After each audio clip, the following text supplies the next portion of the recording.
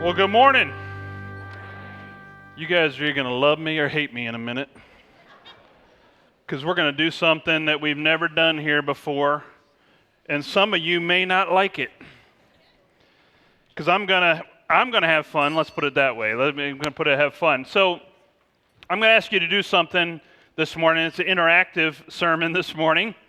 It requires not just about everybody, not all of us, but everybody to interact. So I've noticed something. When I stand up here in this place, I have a perspective that you don't have. It's a different perspective.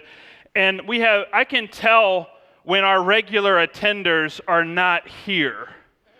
And the reason I can tell that is because we are creatures of habit. And we come in and we sit in the same spots every week. Some of us, not everybody, but I can tell who's here, who's not here based on where you're sitting. I'm like, oh yeah, so-and-so's not here because they're not in their spot, right? Because we have these customs, we have these habits that we come in and we have this place. So I want to ask everybody just to stand up. Here's the interaction part. So let me start with this. If you have mobility issues, if you can't move around quickly, stay where you're at. But if you're in the back row, find a seat in the front row. If you're in the front row, find a seat in the back row. If you're on this side, find a seat on this side. If you're on this side, find a seat on this side. Unless you have to be somewhere or have mobility issues, go for it right now. I am disrupting your worship right now. Take everything with you. You are not coming back. I realize this is chaotic. I realize I'm herding cats right now. I realize this is uncomfortable. All right, have a seat. Find a seat. I apologize for disrupt. We got seats in the back, lots of seats over here in the back corner. I love that the front row is filled. You're in the splash zone, as I call it. So good to see that. So now, how many people aren't happy with me right now? Be honest. You can be honest, right? Because What I did was I disrupted your worship. I disrupted your world right now. So I want you to take that feeling of disruption, that little feeling right now that you'll forgive me for later. I want you to take that little feeling and I want you to magnify it. Magnify it 10 times. Take that little irritation and magnify it 10, 15 times. And you'll know why they crucified Jesus. Because when Jesus rode into Jerusalem, he was disrupting the power, the customs, the traditions. When he went into the temple that day and threw over the tables, he was disrupting their worship system, their customs that had evolved over years. And when he disrupted that, how do you think people felt about Jesus? They didn't like him too much. And that's why we're going to talk this morning about how Jesus entered Jerusalem as a rebel leader. He entered as a disruptor of the way things were. He entered in defiance of the systems and the political systems and the power structures that were in place in Jerusalem. And he was there to disrupt things. His first act of defiance was actually when he came into Jerusalem on that donkey. Notice that this act of defiance was about power, about who had authority, about who had power. And think about this. So when he rode in, who are the ones that asked him and his disciples to shut up? Who came to him and said, hey, you need to tell your disciples to hush up? It was the Pharisees, right? The religious leaders, and the religious leaders are doing that because he's disrupting their power structure, their systems of power, their political power. They had politically manipulated themselves into positions of power. Herod, the king of that day, had paid the Roman government to become king, Herod, over Judea and Jerusalem. He had paid his way into the political system and paid off the Roman government, and they were in cahoots with the Roman government to oversee Jerusalem. And so they did that. The Pharisees' leadership and the high priest in the temple was all political maneuvering that got them into those positions. And so when he comes in riding as king, he is disrupting and defying their power structure. That happens today. Did you know that? Does that happen in politics today? Oh, yeah. Take a look at the 3rd Congressional District of Maryland.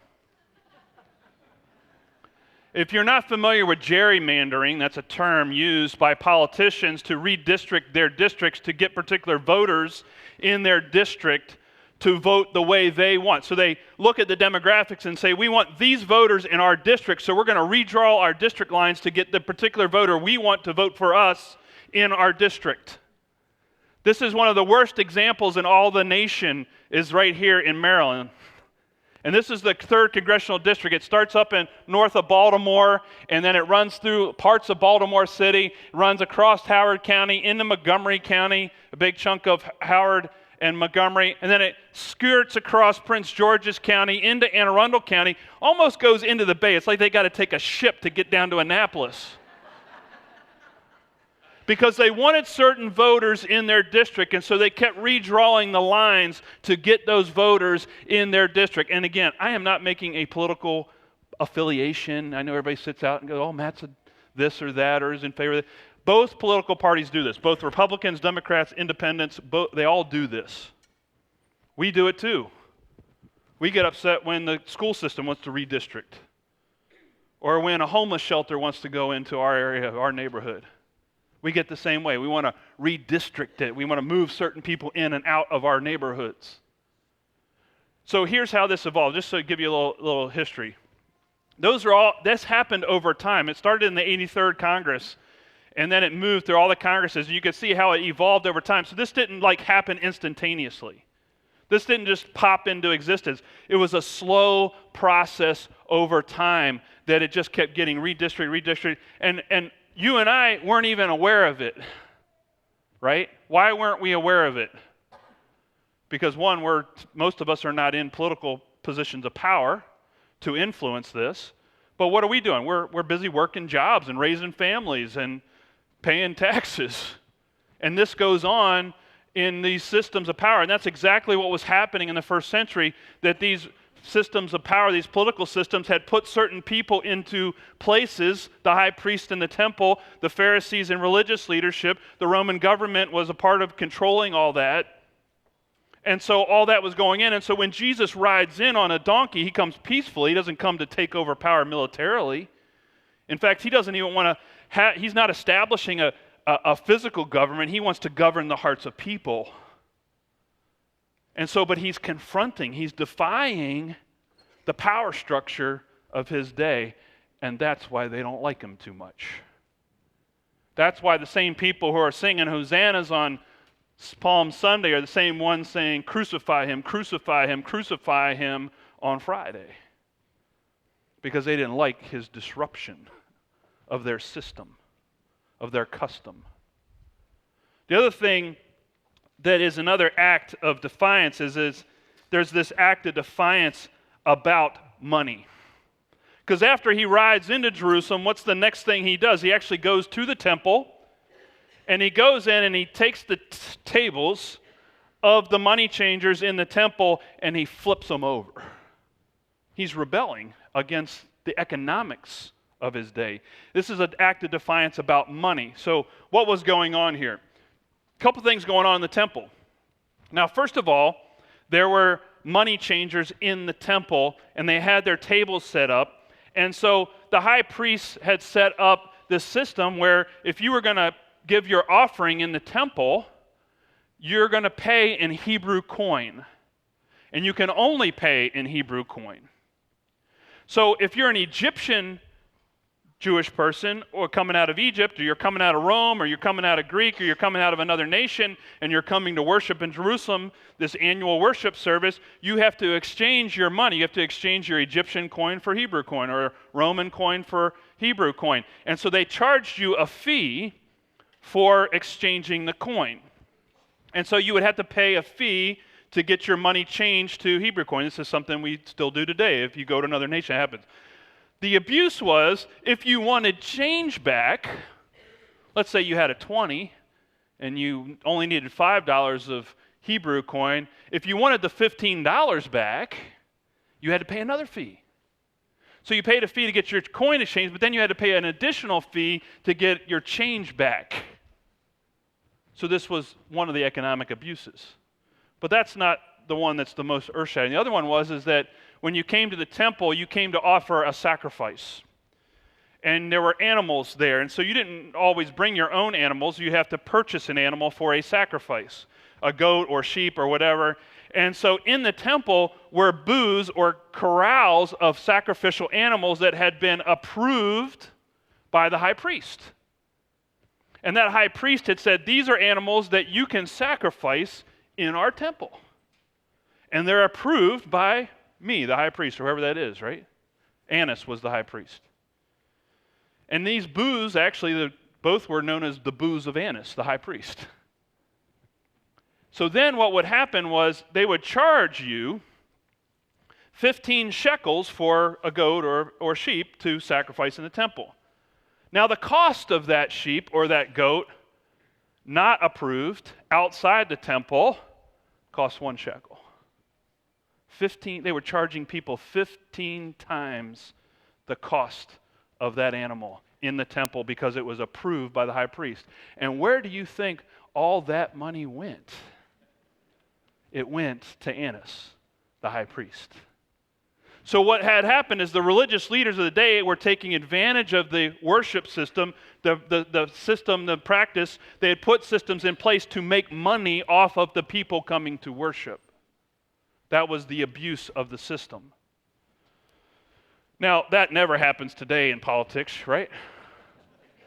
I'm not going to pick on the church today. That would be way too uncomfortable.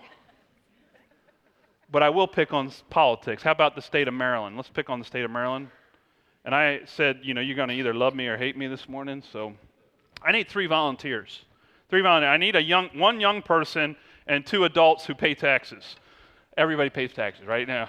So who can come on? I need a young person volunteer. Young. I'm looking for somebody young. Young. All right, come on up here, young lady. Come on up. There's stairs over here. I need 2 adults. I need 2 taxpayers. 2 taxpaying, not adults come on up here. Somebody else, I need another adult. Down here in the front. Come on, Van, thank you. Appreciate that. So, and your name, young lady, is? Cecily. So Cecily's up here, and? Joanne and Van. Okay. So, I want you to put this hat on. This is what you're going to wear at graduation, so put that on. You're going to represent education, right? Dun, dun, dun, dun, dun. Mom, take a picture, please. Right, yeah, this is it, right? So, Cecily, right? You are going to be representing education for the state of Maryland. And we all love education, right? We're Howard County people. We like education. We love our teachers. We want them to be taken care of. We want our schools to be great, right? And so we want to support you, right? And you're going to be a taxpayer in the state of Maryland, and you're going to represent the gambling industry. All right? So, now, before the gambling industry came to Maryland, the taxpayer gave their taxes to pay for education. So give the money to her. Yeah. Oh, that's awesome, right? And that's why we pay our taxes, support education. And so we do that. And then along came the gambling industry, and they said, we're going to make lots of money when we come here as a business. And we're going to make all this money, and state of Maryland, if you allow us to build casinos in your state, if you allow us to come in, if you allow our industry to come in, we'll make a lot of money, and we'll give you some of what we make, some of the money we make, and guess where we're going to give it? We're going to give it to education because we know Marylanders love education. So we're going to give it to education, and so you made some money, but you don't have to give it all to education. Just give $2 to education, right? What the taxpayer was given, right? Now, you've got $2. Casinos are going to give you $2. How much money do you think you're going to have? $4. You did good in math in school. That's very good. And most Marylanders would know that, right? And that's why we said, hey, casinos, come on in. You're going to give more money for education. But you know what? You actually get the money from the casinos, and we take away your money from the taxpayers. So how much money do you have? So how much money did you have before the casinos came in? And how much money do you have now? And you thought you were going to have how much? $4. Man, she's smart. If only we were so smart when we went to the election polls. If only we were that smart. So we didn't know that this was going to happen. We didn't realize it was going to happen because we loved education so much. And so that the politicians take this $2 and they do something else with it. I don't know what happens to it. There is something that happens to it. I just didn't do enough research. But that's what happened. So you know what happened? That's not the only thing that happened is that the casino, because then it goes somewhere else and then we spend it and we go gamble and then it goes back to casino anyway. No, I don't know. That does not what happened. But so the casino has all the money. The casino came to us, the taxpayers in the state of Maryland, and said, hey, we're not making as much money as we thought we were going to make. And we'd like to expand our industry in Maryland. This happened in 2008. And this has been going on since the beginning of the 90s. And they came in 2008 and they said, hey, we're not making as much money as we thought we were going to make, and we'd like to expand our gambling industry so we can make more money and more money can go to the state. At the same time, could you soften up some of the regulations around what we pay you? And so the state decided to do that. So they expanded gambling in Maryland, and they also said you don't have to pay us as much. And so they only have to pay us $1 now instead of $2 to go to education.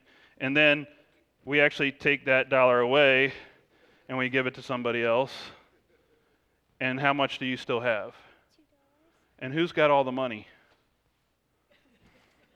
Taxpayer, gambling industry, or education? Yeah, they do. Right. All right. Give them a hand. Thank you. Give me my money back. All right. Good. Thank you. Let me take this. So I need this for the next service. So it's my only allowance I get this week. So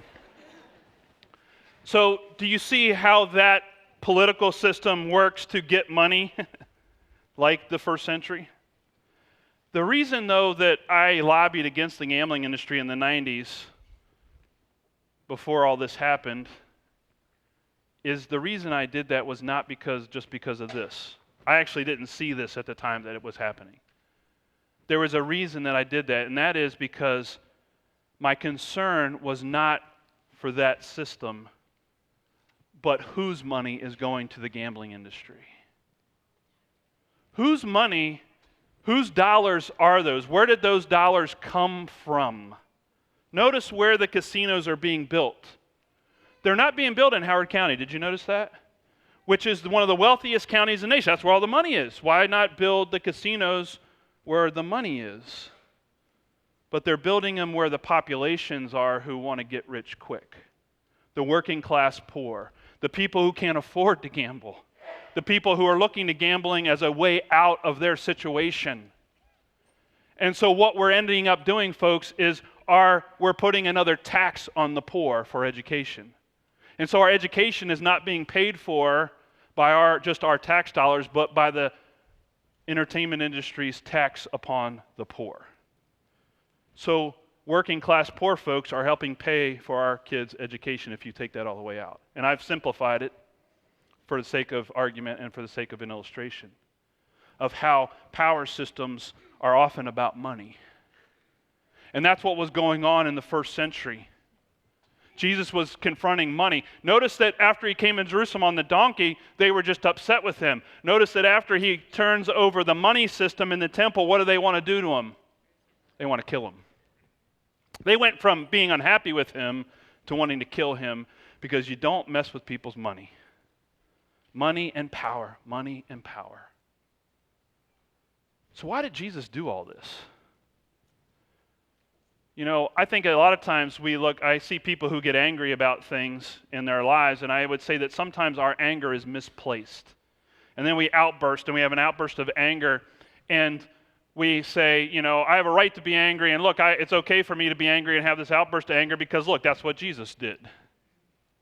But sometimes our anger is misplaced because our anger is not about those outside. Our anger is about what we want. It's about what we're not getting our way, or misunderstanding, or miscommunication, or an expectation that's not getting met. But for Jesus, it wasn't about him. It was about his love for the people and his love for God. His acts of defiance were actually acts of love.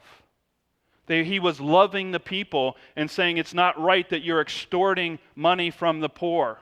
Remember Mary and Joseph? When they came to the temple, if you remember the Christmas story and you've been to walk to Bethlehem, when they come to the temple, they can't afford the sacrifice to buy the appropriate sacrifice for their son at his blessing. They go and buy a simple sacrifice of a working poor class family because they couldn't afford it. And so that's part of what Jesus is standing up for. He's saying, I'm standing up for the people who can't stand up for themselves. I'm standing up for the poor. I'm standing up for the average person. I'm standing up for the working class folks. I'm standing up against these political systems because I love people. He's not doing it for himself. In fact, Jesus ends up on a cross. He doesn't gain any power from doing this. Jesus isn't gaining any money. There is no financial gain for him to do this. He's not going to make money in replacement of the high priest. He's doing it because he loves people and he loves God. Notice what he says when he comes into the temple. He says, this is why did he turn over the table? He says, this is my house. This is my place. This is my dad's house. Now, if you were away on vacation and you came home and your house was, the music's blaring and pumping out the window, and there's a beer keg in your backyard, and maybe some illegal drug use going on in the house and other things going on. There's a party going on in your house. Let's just say some of your friends took over your house while you were gone. Maybe your kids took over your house while you were gone. And you come back as a parent, and you come in and you walk into that house. What do you say? This is your house that's being abused by people at this moment. So what do? Oh, guys, have a great time. They're trashing your house. They're breaking things. What do if your house is being abused? You say, get out, right? And do you do it politely? No. That's what Jesus is doing. He's saying, this is my house. You're abusing my house. You're abusing my Father's house. Get out, money changers. Get out. Get out of here. And he was doing it because he loved God. And he was doing it because he loved people, not just because he wanted to be right. How often is our anger just about being right rather than really because we love somebody? And that's what righteous anger does. It stands up for somebody else when it sees wrongs, when it sees abuse. I was introduced just recently to a guy. His name is Father Gregory. He lives in L.A., and he started an organization called Homeboy Industries. Homeboy Industries. What they do is they take gang members out of L.A. gangs and they put them into jobs. They provide job counseling, job training. They provide legal advice. They provide mental health counseling for them so if they want to come out of their gang relationships, he'll put them to work in this organization. They started out as a bakery. They started a bakery employing former gang members. Then they opened a restaurant, opened up another restaurant. They opened up a solar installation company that all these folks, they come and they install solar panels out west.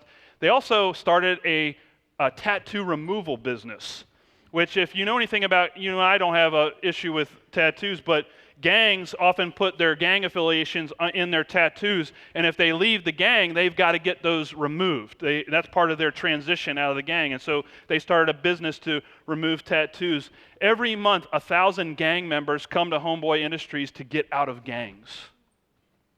And Father Gregory takes these gang members and he puts rival gang members to work together in a bakery or work together in a crew to install solar panels or work together. And so these These men and women who were once trying to kill each other are now having to work together. And he said it's amazing how they become friends.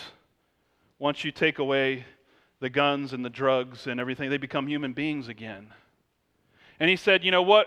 We looked in LA and we looked at the gang, what was happening in LA, and we said, you know, incarceration and suppression of gangs is not working. They're only growing and proliferating. So we needed to create another system, another way. And so we said, we decided we're going to educate and employ people rather than suppress and incarcerate. They said, we're just going to go at it a different way. And it's working. And then he said, well, the question is, why aren't we doing that more? Why aren't we really standing up for people who are in poverty? Why aren't we finding other solutions? What is it that keeps us from acting in love? And this is what he said. This is what Father Gregory said. He said, we need a certain kind of compassion, and listen to this, that stands in awe of what the poor have to carry, rather than stand in judgment in how they carry it. What do you do when you pull up to a stoplight and you see somebody begging for money? What goes on in your head? Isn't it judgment? All the reasons not to give? All the reasons they're going to abuse it or whatever, and they may very well do that. That's not the point. But we use our judgments to stop us from being compassionate. We use our judgmentalism, our judging of others, and that's what keeps us from acting in love towards other people and seeing them as God sees them. That's what Father Gregory's doing. He's looking at these gang members and he says, you know, God loves them just as much as God loves me. And he's in awe of what they have to carry. And so he's doing something about it. He's taking a stand, and he's looking at different ways to do that. See, our acts of justice, our acts of anger, when they're rightly placed, are always acts of love. Amen.